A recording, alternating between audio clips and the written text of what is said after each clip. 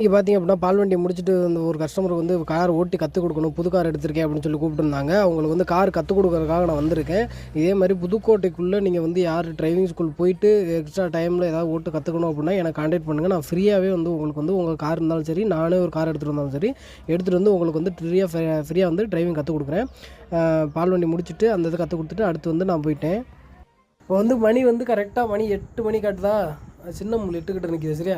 8 மணி. இப்போ வந்து கார் ஓட்ட கற்றுக் கொடுக்க போனேன், கற்றுக் கொடுத்து முடிச்சுட்டு இப்போ 8 மணிக்கு இங்கே வந்துட்டேன்.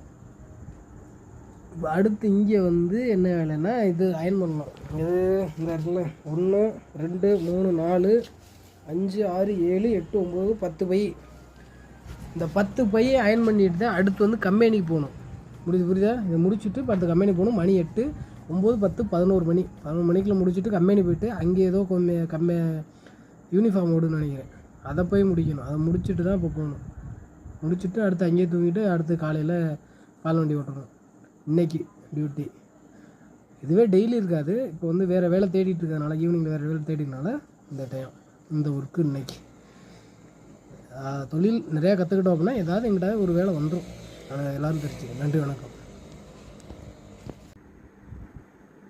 முடிச்சிட்டேன். இருந்துச்சுல பை அதெல்லாம் முடிச்சிருந்தா இருக்குது அடிக்கிறதுக்கு. இது சேலை கீழே இருக்குது, சேலை ஹெல்மெட்டில் அதெல்லாம் முடிச்சிட்டேன்.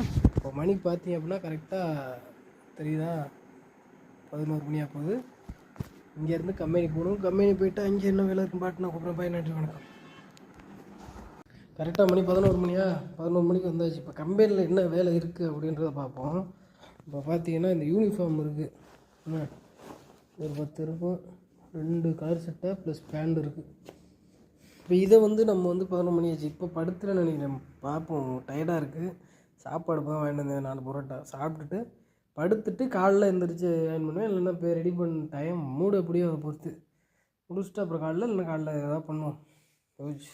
டயர்டாகவும் இருக்குல்ல, அதனால் ஓகே. என்னோட இந்த வீடியோ முடிச்சிடுறேன். நன்றி, வணக்கம், பாய்.